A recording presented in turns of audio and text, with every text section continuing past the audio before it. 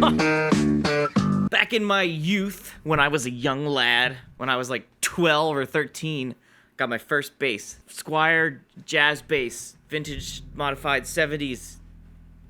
I still have it. I don't think I've ever had it on the channel. Maybe a long time ago in a short or something. It lives in my teaching studio at the guitar shop. That's what I use for teaching.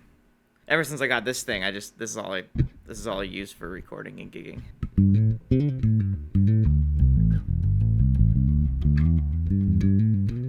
So back then, YouTube, actually, when was YouTube invented? 2005.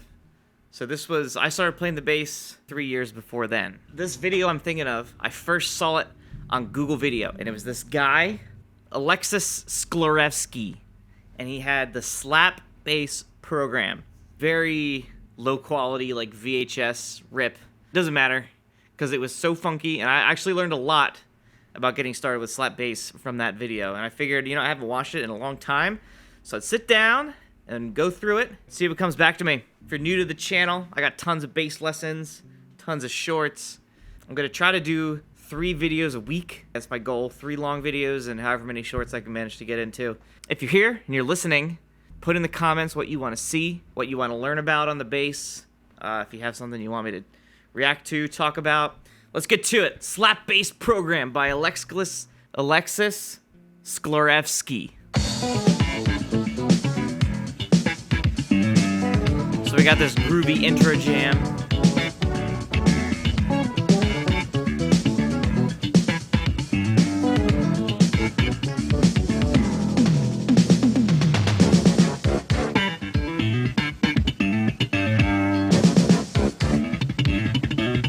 Yeah, that's epic.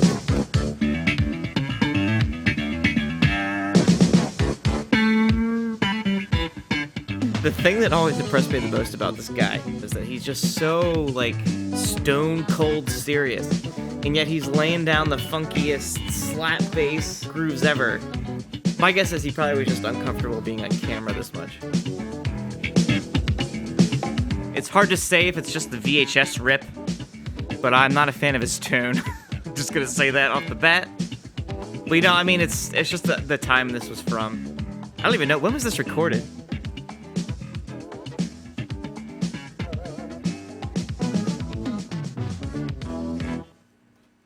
No way, it's on Amazon? You can buy a DVD from Amazon. Hi, my name is Alexis Sklarevski, and welcome to the Slap Bass program from Video Progressions. Now on this tape, we're going to work with some fundamental techniques and later on turn them into some fairly complex bass parts. Now the idea of playing with good feel means that even if you're playing a bass part at a certain tempo, you can interpret it several different ways. For instance, if you're going to play a 16th note groove, it's going to sound like that, or if you're going to play a shuffle, it's going to sound like a shuffle. Wait, what? Now the idea of playing with good feel means that even if you're playing a bass part at a certain tempo, you can interpret it several different ways. For instance, if you're going to play a 16th note groove, it's going to sound like that, or if you're going to play a shuffle, it's going to sound like a shuffle. I have no idea what he's trying to get across here.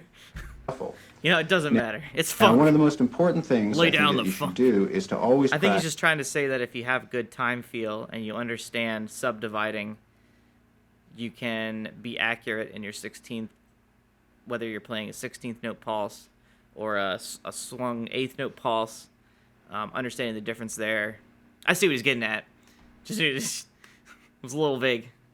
So we're just going to play an octave right-hand pattern without using any notes, which is basically this. Then moving up and moving back. Great exercise. In fact, I use this to teach the basics. I wonder...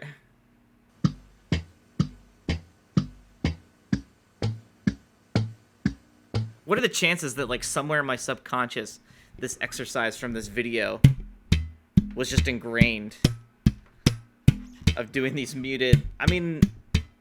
maybe I came up with it on my own. Maybe it was subconsciously from this video. Who knows? But it's a great exercise for beginners. Mute all the strings. Slap pop E and D. And then A and G. Let's keep going. Now you should try and keep these notes nice and consistent. Keep the time nice and straight so that you can develop some sort of rhythmical motion with your right hand, and it should feel pretty natural.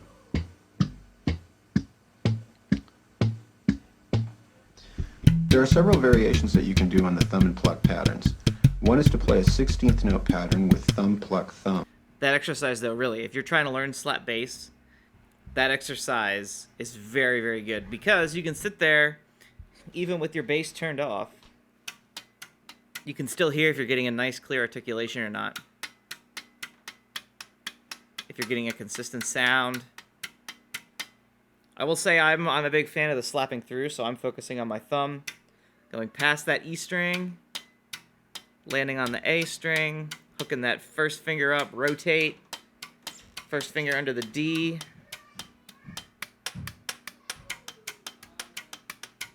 E, D, A, G, E, D, A, G, E, D, A, G, E, D, A, G. Yeah, you can sit there on your couch, watching Netflix, watching TV, just building that muscle memory, building those chops. All right, let's keep going here. And the thumb, pluck, thumb pattern is thumb, pluck, thumb. Thumb, pluck, thumb. I would call that a And then slap, you just pop, speed slap. it up a little bit. Larry Graham And would then call again, it a moving to the thump, A and G pluck, strings. thump.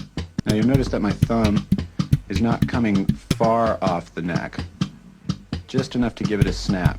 Try and keep a real strong wrist motion happening. Yes, and the not so much rotate.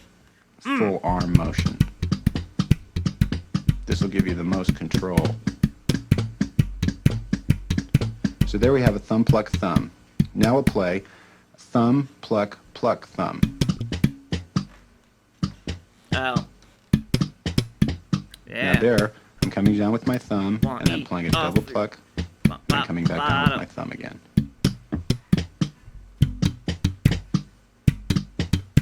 Now you should definitely try and alternate these between the E and the D string and the A and the G string so that you get a feeling of motion in your right hand so that you feel like you can switch strings comfortably.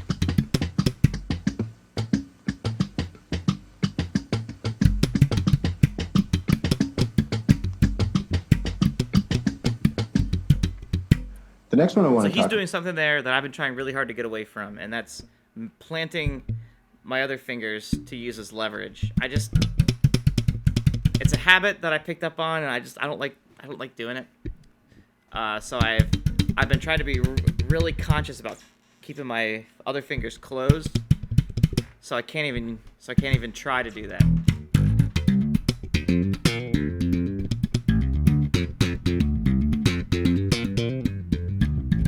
I just feel like having them closed and just relying on my forearm and not doing that having that leverage point there. It just makes everything more consistent, more clear. about is playing straight 16th notes. Now we're going to play that and then combine it with some of the other rhythms that I've talked about. So the basic 16th note pattern is thumb, pluck, thumb, pluck. Thumb pluck, thumb pluck. Just that. And remember, try and keep your thumb and your finger just in front of the I'm gonna neck have to or pause just the on the recording neck. for a moment here. But We're back. Had a little bit of a storm move through. I thought the power was gonna go out, and I'm recording the audio and the video capture with my desktop over there, and I was worried I was gonna lose everything and have to start over. I didn't want to do that. So where were we here? definitely in this area somewhere. And remember, you have to make real strong contact with your thumb. Sometimes the thumb has a tendency to slip underneath the string and it sounds sloppy, so you want to make sure that you keep it dead center. I disagree with you here, Alexis.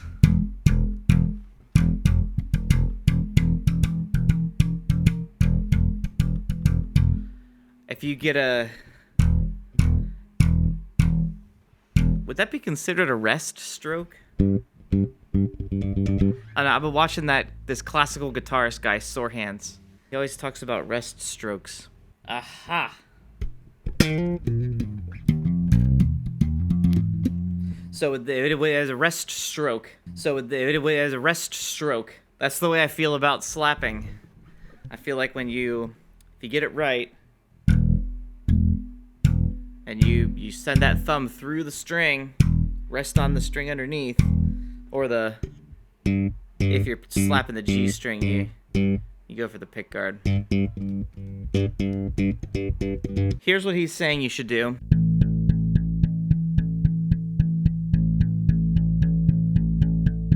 And then here's the way I do it. To me, they sound almost identical, with one exception, is that you hear a little bit more fundamental of the note doing it with the rest slap. I'll call it a rest slap. Interesting.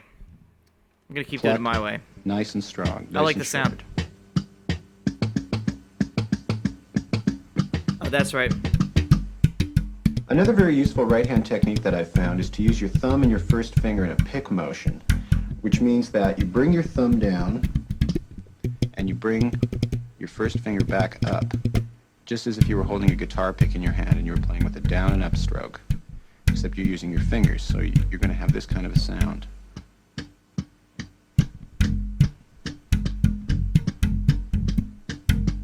Now this is really useful because say you're playing on the low E string, you can keep a nice steady pedal note going. This is the sound that you want to have. Now you have to be careful that you get a nice consistency from the downstroke of your thumb to the pluck. You don't want one to be too much. This is a good alternative to Victor Wooten's double thumb. That's the which I've right always there. struggled now, with. Also, I don't enjoy doing it, so I never octaves, work on it. I always say I'm going to, and I never do. I'd much rather work on that. Like this. Which I can do pretty well on the G string.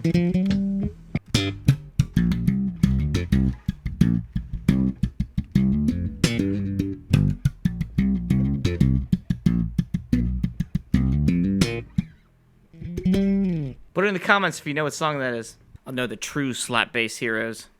We're going to be hearing one of the notes at a time. Just enough to cut it off.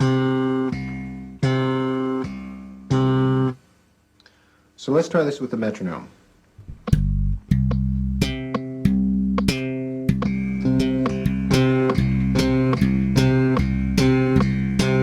Octaves, C, 3rd fret A, 5th fret G. Slap pop. Now for the short tone exercise, you want to do the same thing, except you want to lift your fingers to deaden the note right away to give you a very short staccato sound.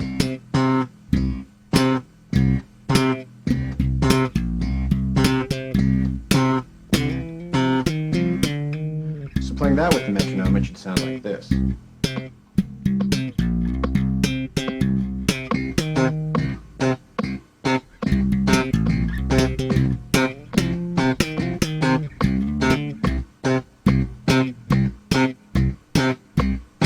The word for that, I believe, is staccato. Now we're going to play this in combinations of long and short tones. We'll play a bass line. That's just a simple walking pattern in C, using C, A, B flat to B, and just walking through that. First we'll do it with long tones, and then we'll do it using short tones. What are we doing here? C, A, B flat?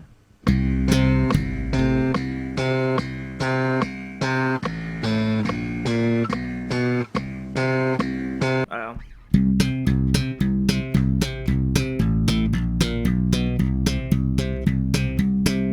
Yeah, great stuff. I mean, you can go find this video and go through the whole thing if you want, and you would be an amazing slap bass player if you practiced. Some short tones and a hammer-on. Oh, Together hammer-on. Keep the notes nice and short.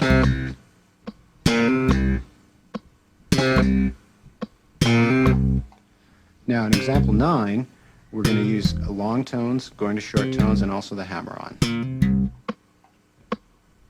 He's a great teacher. This is like...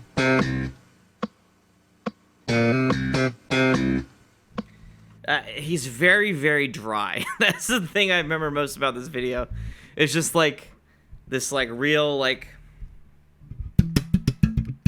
straight-laced, big glasses, big hair, just totally dry, but laying down the absolute funkiest licks you've ever heard in your life.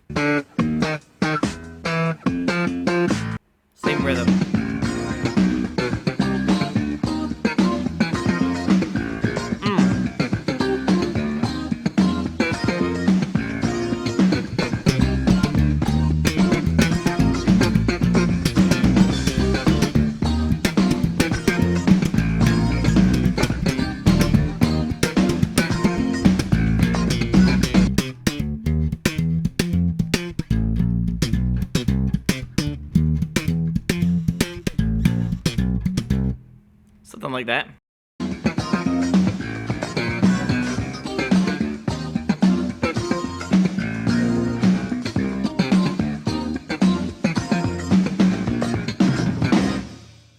Funky! And what you're going to do here is hit with your thumb and then bring your left hand down and click, and then bring your thumb back down so you get this.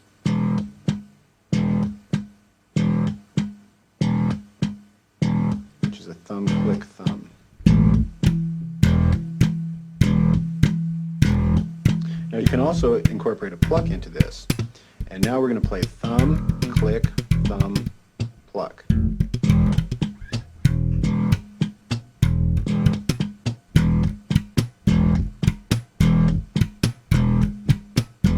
Now I'm also using my left hand to mute the high G string as well. So I'm going to bring my thumb down, mute with my left hand, bring my thumb down again, and pluck. Yeah, the left hand slapping.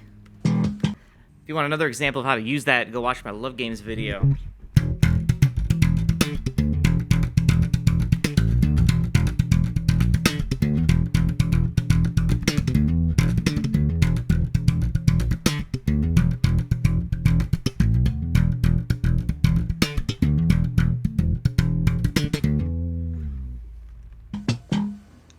Let's take a look at a combination of these exercises from overhead. The extra click you hear is my left hand.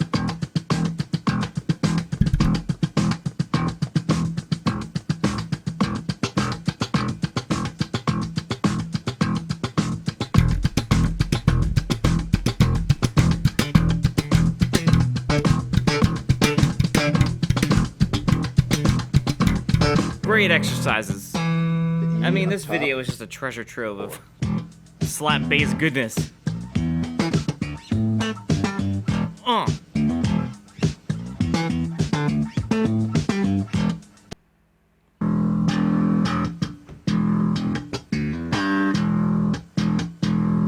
let's try that one again. Okay, it seems like from here he's just getting more, taking what he's learning, adding on it, combining it to make different riffs and licks. There's one that I want to try to find.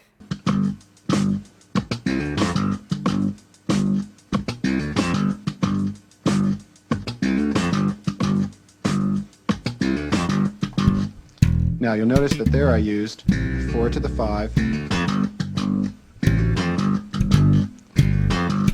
a double shot with my thumb. Exercise 6.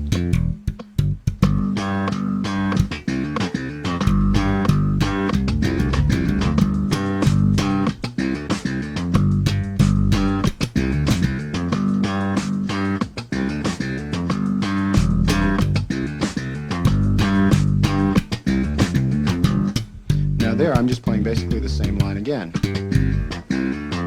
Again, rolling off with my left hand.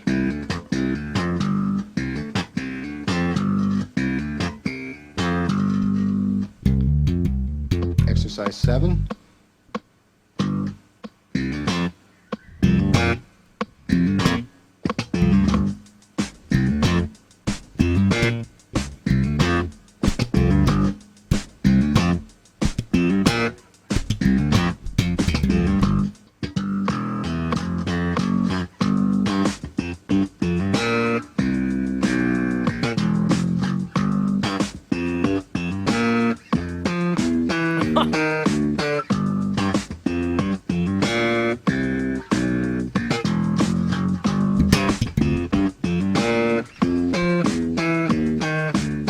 So funky.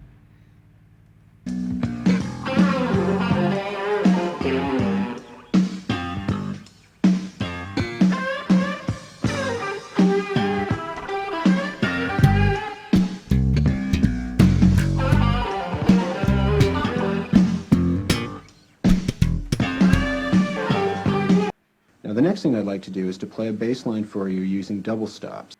Play D to C This is sharp the one. to B. So you're going to have 7, 6, 5th, right there. So.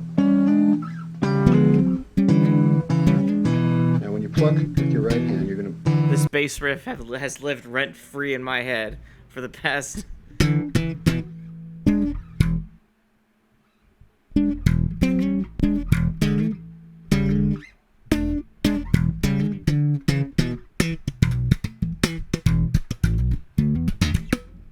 don't remember exactly how it goes, but I remember the...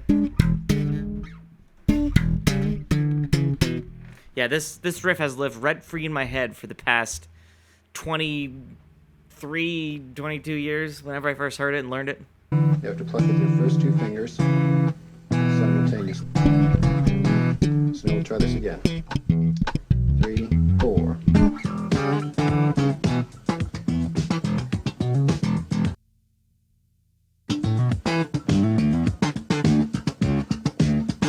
Listen to it carefully, you'll see that that's all.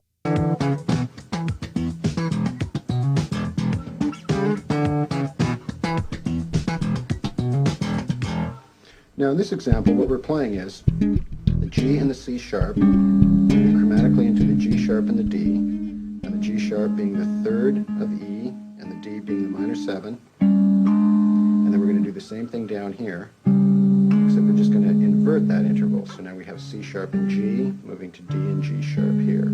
So you have this, moving to this. And now here we're going to use some notes out of the blues scale again. We're going to have the E on the G string. We're going to play D to C sharp to B. So you're going to have 7, 6, and the 5th right there. So now when you pluck with your right hand, you have to pluck with your first two fingers simultaneously. So now we'll try this again. 3, 4.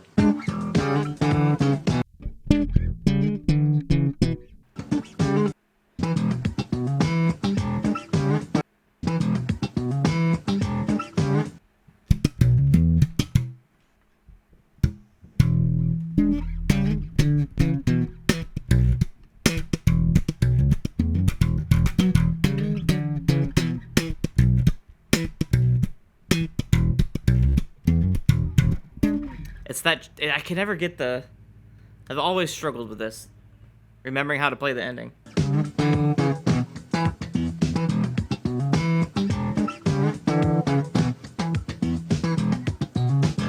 What was that sound?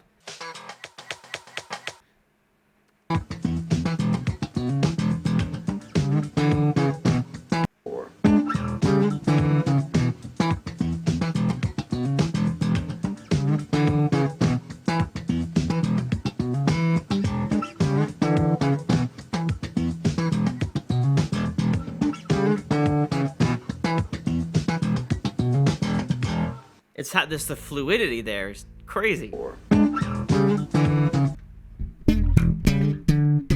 I can do that.